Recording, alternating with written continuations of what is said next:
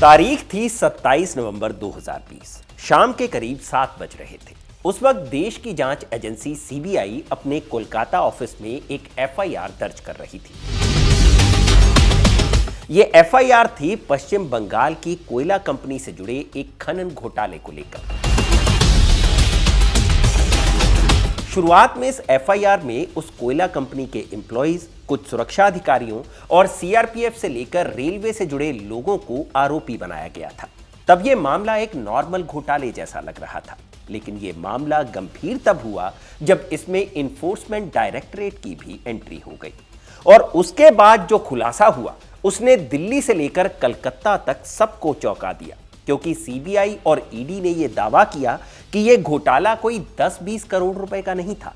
यह घोटाला था पूरे 650 करोड़ रुपए का।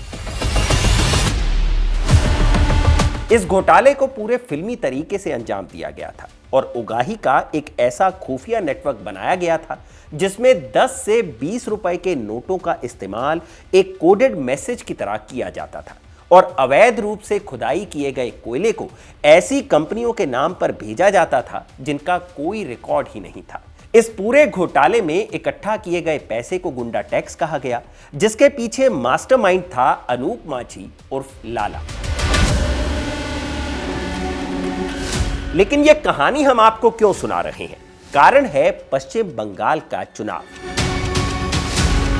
क्योंकि यही वो घोटाला था जिसकी पहली एफआईआर तो दर्ज हुई कुछ चुनिंदा लोगों पर, लेकिन 6 साल बाद वो जांच पहुंची एक ऐसी कंपनी के दरवाजे तक जो पश्चिम बंगाल की मुख्यमंत्री ममता बनर्जी की पार्टी टीएमसी की चुनावी रणनीतिकार है। और যতক্ষণ বাজবো রয়্যাল বেঙ্গল টাইগারের মতো বাজবো। और जांच एजेंसियों ने इल्जाम लगाए कि इसी घोटाले के पैसे से इस पॉलिटिकल कंसल्टेंसी फर्म को उसकी फीस अदा की गई और यह पूरा पैसा इसी एजेंसी के जरिए ब्लैक से व्हाइट किया गया। हम बात कर रहे हैं पॉलिटिकल कंसल्टेंसी फर्म आईपैक की, जिसके कर्ता धर्ता कभी खुद प्रशांत किशोर हुआ करते थे, जिसे चलाने वाला एक शख्स फिलहाल जेल में है और बाकी 2 भी खुद को बचाने की जुगत में लगे हुए हैं, जिन पर जांच एजेंसियों का शिकंजा लगातार कसता जा रहा है। राजनीतिक जानकारों की माने तो अगर इस बार बंगाल में कोई बड़ा उलटफेर हुआ तो इसकी एक वजह ये कोयला घोटाला भी होगा, जिसके चलते आईपैक चारों तरफ से घिरी हुई है। और ममता बनर्जी के लिए आईपैक की क्या अहमियत है, इसका अंदाजा आप इसी बात से लगा सकते हैं कि जब आईपैक के दफ्तर पर ईडी का छापा पड़ा तो पश्चिम बंगाल की मुख्यमंत्री ममता बनर्जी खुद आईपैक के दफ्तर पहुंच गई थी। तो किस्सा के इस एपिसोड में बात होगी इसी कोयला घोटाले की। बताएंगे आपको कि आखिर कैसे इस घोटाले को अंजाम दिया गया और कैसे इस घोटाले की आंच आईपैक तक जा पहुंची। ईडी ने इस घोटाले को लेकर क्या क्या खुलासे किए और ममता बनर्जी पर इस घोटाले की वजह से चुनाव से ऐन पहले राजनीतिक तौर पर क्या असर पड़ा। क्या इस एक घोटाले की जांच की वजह से ममता बनर्जी चुनाव हार जाएंगी? नमस्कार, मैं हूं भूपेंद्र सोनी और आप देख रहे हैं खबरगांव। किस्सा के इस एपिसोड में कहानी देश की सबसे मशहूर पॉलिटिकल कंसल्टेंसी फर्म आईपैक की, जिसका चुनावी ट्रैक रिकॉर्ड जितना शानदार है, जांच एजेंसियों की फाइलों में दर्ज उसकी कहानियां उतनी ही उलझी हुई और चौंकाने वाली है, जिसके तार बंगाल में हुए कोयला घोटाले से जुड़ गए हैं।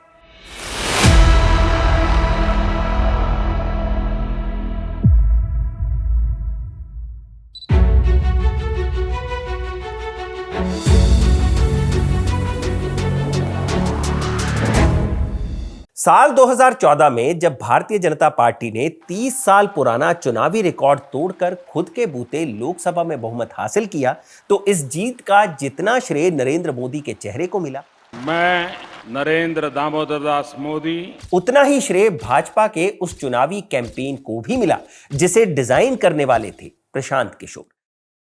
भाजपा के पूरे चुनाव प्रचार के केंद्र में पार्टी से ज्यादा व्यक्ति को स्थापित करने के सिद्धांत पर चलने वाले प्रशांत किशोर ने तब नरेंद्र मोदी को स्थापित करने के लिए एक ग्रुप बनाया और नाम दिया सीएजी। तब दूसरा वाला सीएजी यानी कि कंट्रोलर जनरल ऑफ इंडिया और उसके मुखिया विनोद राय भी खासे मशहूर थे, क्योंकि वो कोयला घोटाले से लेकर 2G घोटाले और फिर कॉमनवेल्थ घोटाले तक में केंद्र की मनमोहन सरकार की अच्छी खासी फजीहत करवा चुके थे।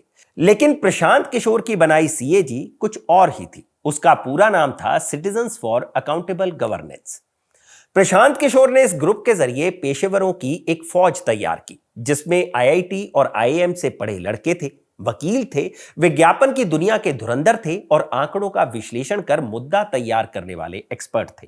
कुल मिलाकर यह ग्रुप एक ऐसा डेडली कॉम्बिनेशन था जिसने चुनाव लड़ने के परंपरागत तरीकों को बदल कर रख दिया था।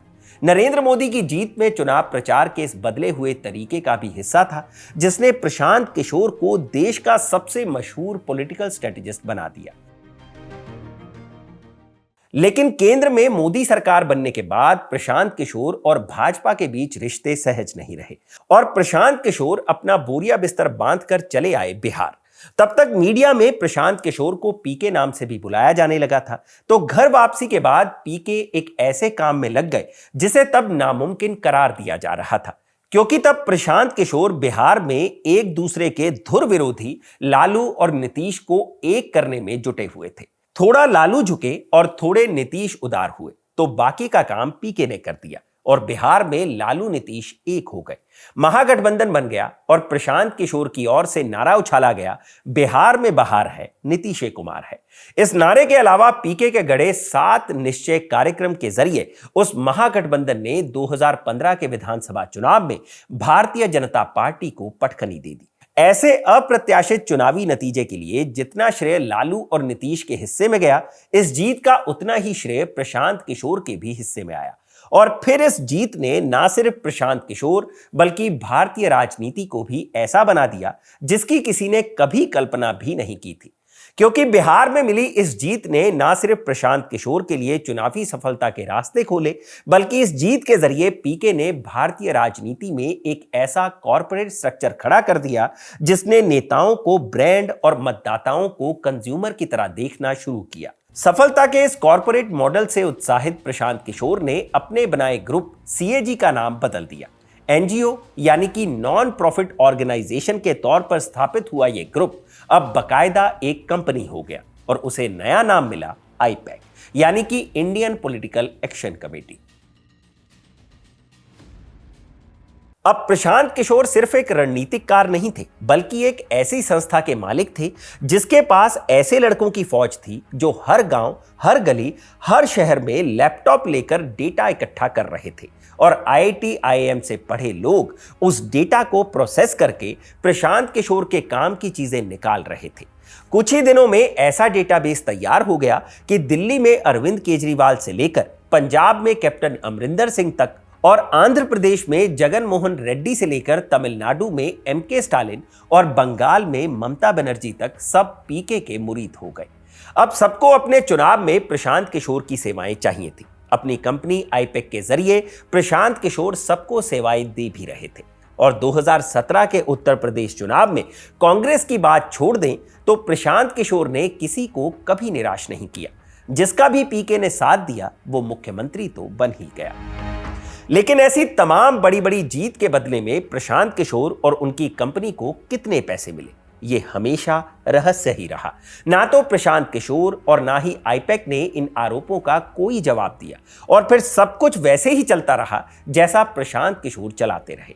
साल 2021 में जब ममता बनर्जी लगातार तीसरी बार मुख्यमंत्री बनी तो ममता की जीत में श्रेय का कुछ हिस्सा प्रशांत किशोर और उनकी कंपनी IPAC को भी मिला। लेकिन ममता के मुख्यमंत्री बनने के साथ ही प्रशांत किशोर ने ऐलान कर दिया कि अब वो IPAC से अपने हर तरह के रिश्ते तोड़ रहे हैं। I want to quit this space, leave IPAC to be run by the leadership team of IPAC.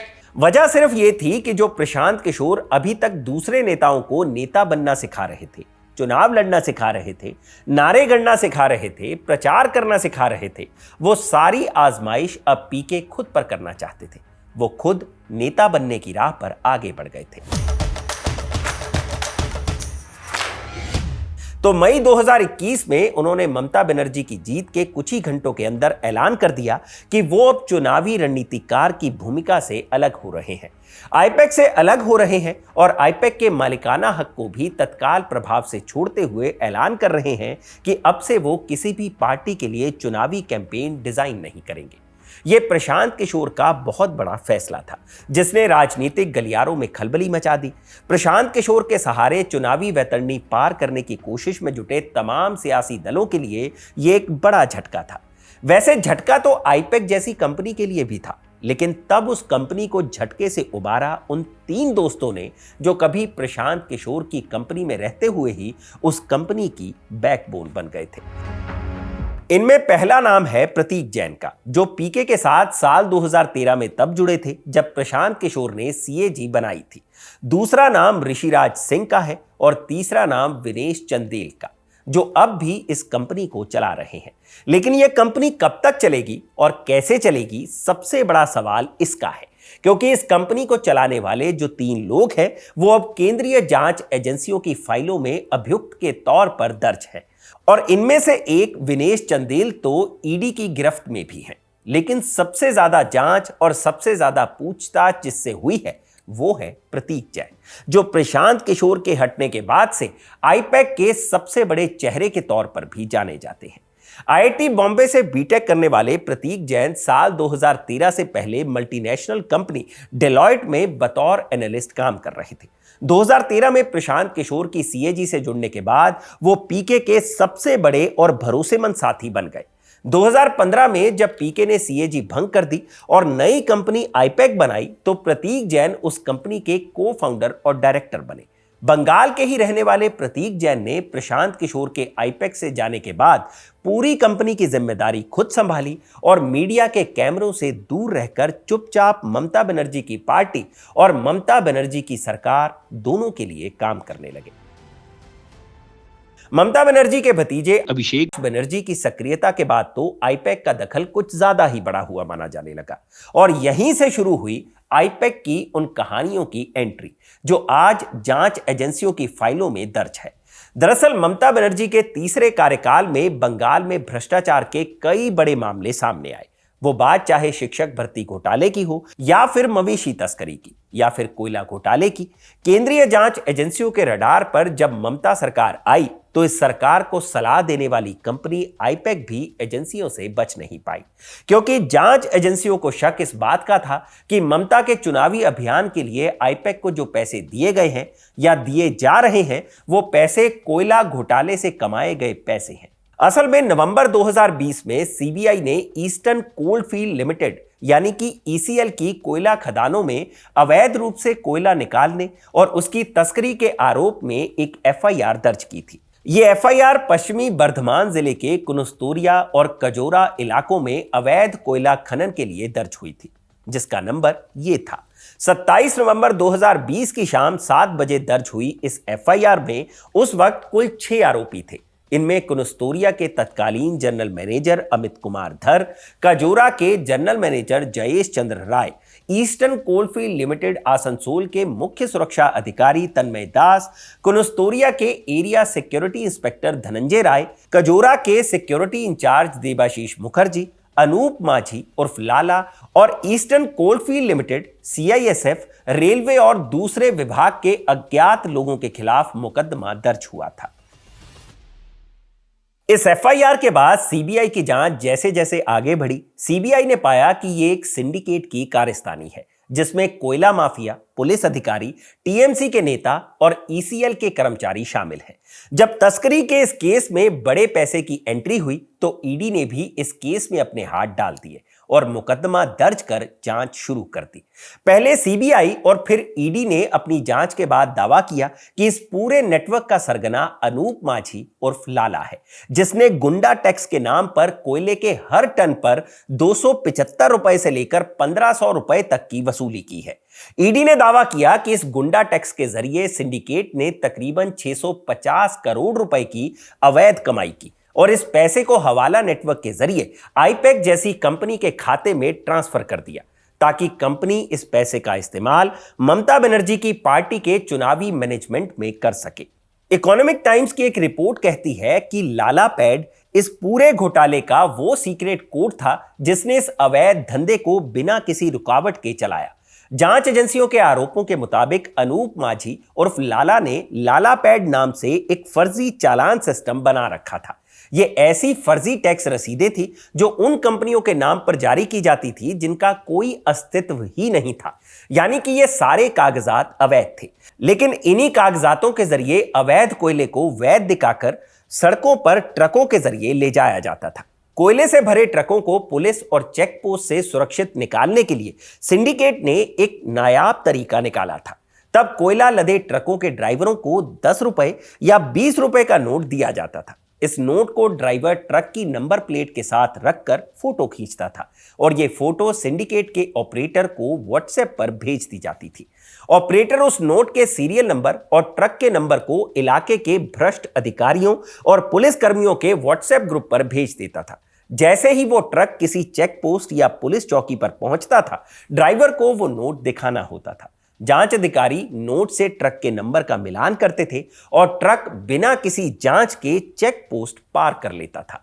कोयले की आपूर्ति बहाल रहे, इसके लिए हर जिले, हर थाने के हिसाब से अलग अलग कोड और ग्रुप बने थे। जांच एजेंसियों के मुताबिक इस अवैध कोयले को बंगाल की कुछ कंपनियों को नकद में बेचा जाता था। ईडी के आरोप के मुताबिक कोयले की यह अवैध बिक्री करीब 650 करोड़ रुपए की थी, जिसे हवाला ऑपरेटर्स तक पहुंचाया गया। वहां से यह पैसा व्हाइट मनी में तब्दील किया गया और फिर इसी पैसे को आईपैक के जरिए चुनावी मैनेजमेंट में खपाया गया। इसी मामले की तह तक जाने के लिए प्रवर्तन निदेशालय यानी ईडी की टीम इस साल की शुरुआत में 8 जनवरी 2026 को कोलकाता के सॉल्ट लेक स्थित आईपैक के दफ्तर पहुंची और वहां तलाशी शुरू की। साथ ही साथ एक और टीम आईपैक कंपनी के को-फाउंडर और पीके के पुराने साथी रहे प्रतीक जैन के लाउडन स्ट्रीट वाले घर पहुंच गई। इन 2 जगहों के अलावा पश्चिम बंगाल के 4 और ठिकानों और दिल्ली में भी 4 ठिकानों पर ईडी ने छापेमारी शुरू की। ममता बनर्जी का सीधा दखल नहीं हुआ। ममता बनर्जी के दखल के साथ ही यह मामला कानूनी के साथ साथ राजनीतिक रंग भी लेने लगा, जिसने भाजपा और टीएमसी को आमने सामने लाकर खड़ा कर दिया।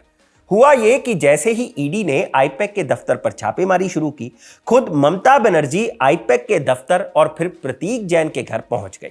मुख्यमंत्री के सीधे हस्तक्षेप ने ईडी की जांच को एक संवैधानिक संकट की ओर धकेल दिया, क्योंकि आईपैक पर कसते शिकंजे और ईडी के बीच खुद ममता बनर्जी आ गई।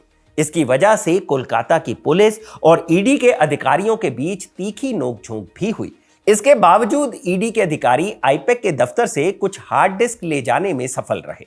इस पूरी कवायद के ठीक बाद ईडी की ओर से एक प्रेस रिलीज जारी कर इस तलाशी के बारे में विस्तार से बताया गया।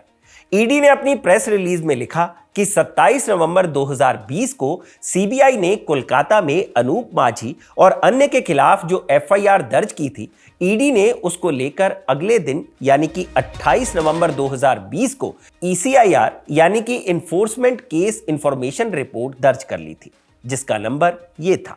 ईडी ने बताया कि इसी केस की तफ्तीश करते हुए ईडी ने पाया था कि अनूप माझी के सिंडिकेट ने अवैध तरीके से पश्चिम बंगाल के ईस्टर्न कोल फील्ड से कोयला निकाला और उसे बांकुरा, बर्धमान, पुरुलिया और बंगाल के अन्य जिलों की फैक्ट्रियों में बेच दिया गया। ईडी ने जांच में पाया कि कोयले का बड़ा हिस्सा शाकंभरी ग्रुप ऑफ कंपनीज को बेचा गया है। ईडी को इस जांच के दौरान हवाला का भी पता चला, जिसके जरिए करोड़ों रुपए आईपैक के खाते में भी ट्रांसफर किए गए। इसकी जांच के लिए ही ईडी ने तलाशी अभियान चलाया था और यह तलाशी अभियान तब तक शांति से चलता रहा जब तक कि खुद पश्चिम बंगाल की मुख्यमंत्री ममता बनर्जी भारी फोर्स के साथ प्रतीक जैन के घर ना पहुंच गए। तब ईडी ने आरोप लगाया कि ममता बनर्जी और उनकी पुलिस ने प्रतीक जैन के घर में घुसकर कई सबूत और इलेक्ट्रॉनिक डिवाइस अपने कब्जे में ले लिए। इसकी वजह से ईडी की जांच और prevention of money laundering act के तहत चल रही कार्यवाही में बाधा पहुंची। अपनी प्रेस रिलीज में ईडी ने यह भी कहा कि जांच और तलाशी सबूतों के आधार पर चल रही थी और इसका राजनीति से कोई लेना देना नहीं था। वहीं ईडी के इस एक्शन के खिलाफ ममता बनर्जी तुरंत ही कलकत्ता हाईकोर्ट पहुंच गई। और कहा कि आईपैक सिर्फ व्यावसायिक संस्था ही नहीं बल्कि उनकी party all India Trinamool Congress का बौद्धिक विस्तार है, जिसके पास चुनावों के लिए उम्मीदवारों का चयन, बूथ स्तर की गोपनीय रणनीति और जनता के फीडबैक का डेटा मौजूद है। और जिस हार्ड डिस्क में वो डेटा है, ईडी उसे अपने साथ ले गई है। तब ममता बनर्जी ने अपने वकीलों के हवाले से कोर्ट में अपील की कि ईडी ने जो हार्ड डिस्क जब्त की है उसे सील्ड कवर में रखा जाए और तब तक रखा जाए जब तक कि कोई स्वतंत्र न्यायिक समिति उसकी निगरानी ना करे। ईडी ने कलकत्ता हाईकोर्ट में ममता बनर्जी के इस आरोप का जवाब दिया और कहा कि आईपैक के खाते में राम सेतु इंफ्रास्ट्रक्चर जैसी शेल कंपनी के जरिए बड़ी रकम ट्रांसफर की गई है और जो पैसा आईपैक के खाते में गया है वो पैसा अनूप माझी और लाला के कोयला सिंडिकेट से जुड़ा हुआ पैसा है, जिसकी जांच जरूरी है। ममता बनर्जी के आरोप के जवाब में ईडी के वकीलों ने दलील दी कि छापेमारी के दौरान राज्य पुलिस ने अधिकारियों को घंटों बंधक बनाए रखा, जिससे कई संदिग्धों को महत्वपूर्ण दस्तावेज नष्ट करने का वक्त मिल गया। इस बीच कोलकाता की पुलिस ने ईडी के अधिकारियों के खिलाफ मुकदमा भी दर्ज कर लिया। मुकदमा ईडी के अधिकारियों पर जबरदस्ती घुसने, दस्तावेज के साथ छेड़छाड़ करने और महिला कर्मचारियों के साथ दुर्व्यवहार जैसे गंभीर आरोपों में दर्ज हुआ था। अब मुद्दा राज्य की एजेंसी और केंद्र की एजेंसी के बीच टकराव का था, तो मामला पहुंचा सुप्रीम कोर्ट, जहां अदालत के आदेश पर ईडी के अधिकारियों के खिलाफ दर्ज की गई एफआईआर पर अंतरिम रोक लगा दी गई। जस्टिस प्रशांत कुमार मिश्रा और जस्टिस विपुल पंचोली की बेंच ने इस मामले को दुर्भाग्यपूर्ण बताते हुए कहा कि केंद्रीय एजेंसी के अधिकारियों को उनके कानूनी कर्तव्य निभाने के दौरान इस तरह की कानूनी कार्यवाही का सामना तब तक नहीं करना चाहिए जब तक कि कोई ठोस सबूत ना हो। सुप्रीम कोर्ट से ऐसी राहत मिलने के बाद जांच एजेंसियों ने अपना काम जारी रखा, यानी कि जांच जारी रखी। इस बीच मुकदमे की सुनवाई भी होती रही। 24 मार्च 2026 को जब इस केस में अगली सुनवाई हुई तो जस्टिस प्रशांत कुमार मिश्रा और जस्टिस एनवी अंजारिया ने ममता सरकार को चेतावनी देते हुए कहा कि हर मामले में केंद्रीय एजेंसी पर राजनीतिक प्रतिशोध का आरोप लगाना सही नहीं है। कोर्ट ने कहा कि बार बार सिर्फ ये कहने से कि ये ईडी की साजिश है, गंभीर वित्तीय आरोपों को खारिज नहीं किया जा सकता। उसी दिन कोर्ट ने अपने आदेश में साफ कर दिया कि जब तक भ्रष्टाचार के ठोस सबूत सामने हैं, जांच नहीं रुकेगी। अदालत ने उस दिन ममता बनर्जी पर भी सख्त टिप्पणी की और कहा कि एक मुख्यमंत्री का जांच स्थल पर जाकर धरने जैसा माहौल बनाना संवैधानिक मर्यादा के खिलाफ है। ममता बनर्जी के वकील कपिल सिब्बल और अभिषेक मनु सिंघवी की दलील थी कि छापेमारी से टीएमसी का चुनावी डेटा चोरी हो रहा है। तो कोर्ट ने पूछा कि एक प्राइवेट कंपनी के पास मौजूद डेटा को राजनीतिक दल अपनी प्राइवेसी से कैसे जोड़ सकता है, और वो भी तब जब कंपनी पर मनी लॉन्ड्रिंग के आरोप हों। उस दिन जस्टिस प्रशांत कुमार मिश्रा और जस्टिस एनवी अंजारिया की कोर्ट ने राज्य सरकार और ईडी को व्यवस्था दी कि ईडी डेटा की जांच कर सकती है, लेकिन सिर्फ उसी डेटा की जांच कर सकती है जो मनी लॉन्ड्रिंग और कोयला घोटाले से जुड़ा हुआ है। जो डेटा शुद्ध रूप से चुनावी रणनीति या उम्मीदवारों के चयन से जुड़ा है, उसे सार्वजनिक नहीं किया जाएगा। इस दौरान सुप्रीम कोर्ट ने आईपैक के अधिकारियों और राज्य पुलिस को चेतावनी दी कि वो जांच में बाधा ना डाले। कोर्ट के इस आदेश के बाद ईडी के अधिकारियों के हाथ और भी मजबूत हो गए। वो और भी सख्ती से इस केस की जांच में जुट गए और फिर 13 अप्रैल 2026 को ईडी ने आईपैक में 33% के शेयर होल्डर और कंपनी के डायरेक्टर विनेश चंदेल को गिरफ्तार कर लिया। ईडी की अर्जी पर सुनवाई करते हुए अदालत ने विनेश चंदेल की 10 दिन की रिमांड भी मंजूर कर ली। विनेश की गिरफ्तारी करते हुए ईडी ने आरोप लगाए कि उन्होंने उन फर्जी इनवॉइसेस को मंजूरी दी थी जिनके जरिए कोयला घोटाले का पैसा कंसल्टेंसी फीस के रूप में कंपनी में लाया गया था। विनेश की गिरफ्तारी के बाद प्रतीक जैन से भी घंटों पूछताछ की गई। जांच एजेंसियों ने प्रतीक जैन के अलावा उनके भाई पुलकित जैन और पत्नी बारबी जैन से भी पूछताछ की है। पूछताछ अब भी चल ही रही है। जांच का दायरा भी बढ़ता जा रहा है। इस केस में ईडी अब तक करीब 400 करोड़ रुपए से ज्यादा की संपत्ति कुर्क भी कर चुकी है, और ये सब ऐसे वक्त में ऐसी कंपनी के साथ हो रहा है जिसके पास ममता बनर्जी की पूरी चुनावी कमान थी। आज हालत यह है कि जिस आईपैक के दफ्तर पर कभी नेताओं का जमावड़ा हुआ करता था, जिनके साथ आईपैक के पॉलिटिकल स्ट्रेटेजिस्ट बैठकर चुनावी मुद्दा तय करते थे और जो ममता बनर्जी की party all India Trinamool Congress के वॉर रूम के तौर पर काम करता था, आज वहां अधिकारियों की भीड़ है, लोगों से पूछताछ है और फाइलों की छानबीन चल रही है। जिन प्रतीक जैन को ममता बनर्जी के लिए चुनावी भाषण तैयार करना था, वो ईडी के अधिकारियों के लिए जवाब तैयार कर रहे हैं, और जिन विनेश चंदेल को पॉलिटिकल कैंपेन डिजाइन करना था, वो सलाखों के पीछे हैं, और जिन ऋषिराज को विनेश के बनाए गए पॉलिटिकल कैंपेन को बंगाल की जमीन पर उतारना था, वो अपने ही घर में ईडी की छापेमारी के बाद खुद को बचाने की रणनीति में जुटे हुए हैं। कुछ लोग इस पूरी कवायद को आईपैक के खात्मे की तरह भी देख रहे हैं। इसलिए सवाल भी यही है कि क्या आईपैक का ऐसा अंजाम भारतीय राजनीति के लिए एक सबक है? क्या आईपैक का ऐसा हश्र ये साबित करता है कि राजनीति को आप चाहे कितना भी कॉर्पोरेट बना ले, लेकिन जब कानून का शिकंजा कसता है तो डेटा और एल्गोरिदम काम नहीं आते? या फिर ये सिर्फ सत्ता के संघर्ष में एक प्यादे की तरह इस्तेमाल की गई कंपनी की कहानी है? सवाल कई हैं और इनके जवाब शायद आने वाले वक्त में बंगाल से निकलने वाली जांच रिपोर्ट और उससे भी ज्यादा बंगाल चुनाव के नतीजों में छिपे होंगे। तो ये थी उस घोटाले की पूरी कहानी जिसने बंगाल की राजनीति को इस चुनावी सरगर्मी के दौरान हिलाकर रख दिया है। आप इस घोटाले के बारे में क्या सोचते हैं, हमें कमेंट सेक्शन में जरूर बताइएगा, और यह भी बताइएगा कि क्या आपको लगता है कि आईपैक का इस घोटाले से कोई लेना देना है या नहीं। तो इस किस्सा को कैमरा के पीछे रिकॉर्ड किया था मेरे साथी अयान ने। किस्सा के इस एपिसोड को बनाने में मेरे और कई साथियों का योगदान रहता है, तो उनके नाम भी आप स्क्रीन पर देख सकते हैं। बाकी जानकारी अच्छी लगी हो तो किस्सा के इस एपिसोड को ज़्यादा से ज़्यादा लोगों तक शेयर करें और चैनल को सब्सक्राइब करना मत भूलिएगा। मैं हूं भूपेंद्र सोनी, इजाज़त दीजिए और देखते रहिए खबरगाम। शुक्रिया।